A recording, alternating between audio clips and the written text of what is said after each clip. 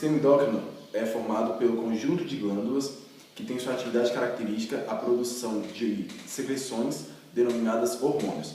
Entre essas glândulas, nós podemos citar o hipotálamo, a hipófise, a tireoide, a paratireoide, o pâncreas, as suprarrenais, os testículos no caso do homem e o ovário no caso da mulher.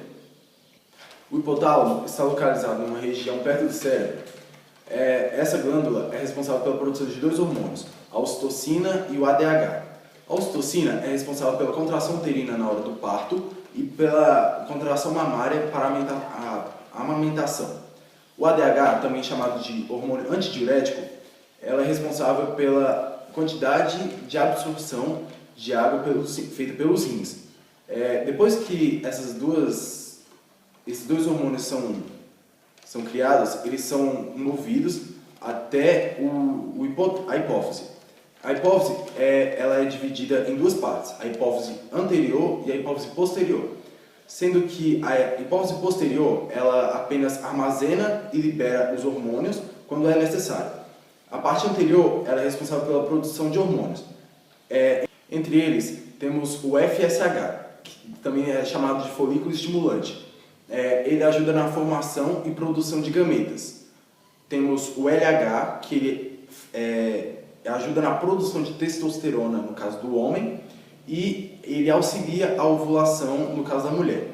Temos também o GH, que é o hormônio do crescimento.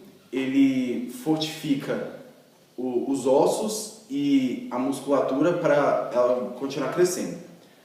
Temos também a prolactina, que ajuda na lactação da mulher, e temos o TSH, que estimula a tireoide a produzir seus hormônios.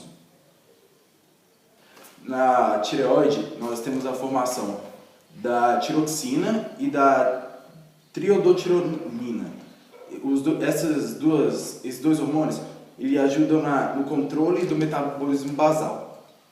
Também tem a formação da calcitonina, que ela retira o cálcio que está localizado no sangue e transporta até os ossos para fortalecê-los.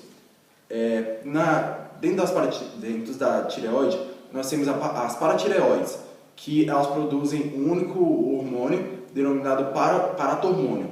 Esse paratormônio ele tem a função de retirar o cálcio dos ossos e levar até a corrente sanguínea.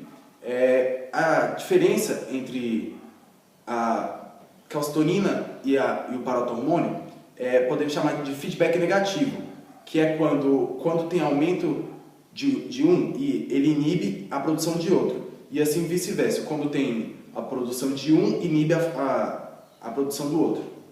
No pâncreas nós temos a produção de insulina e de glaucon. A insulina ela tem a função de estimular a entrada de glicose para dentro da célula, para ela ser gastada como energia. Quando você não se alimentou direito ou quando sua taxa de sangue, sua taxa de açúcar no sangue está baixa, seu organismo libera o glaucon. O glaucon ele quebra a gordura dentro da sua célula, transforma ela em glicose para ser usada como energia, como reserva de energia. As glândulas suprarrenais elas se localizam acima dos rins. Também podem ser chamadas de adrenais. Essas glândulas suprarrenais elas são responsáveis pela produção da adrenalina e da noradrenalina. As duas são liberadas quando você tem seu corpo está em estado de alerta, de luta ou de fuga em qualquer instante. E lembrando que as glândulas suprarrenais elas são divididas em duas partes. A parte da medula, que é a parte interna, e a parte do córtex, que é a parte externa.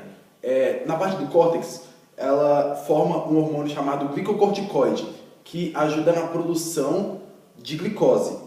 Ela retira a glicose do alimento para transformar em energia para o corpo.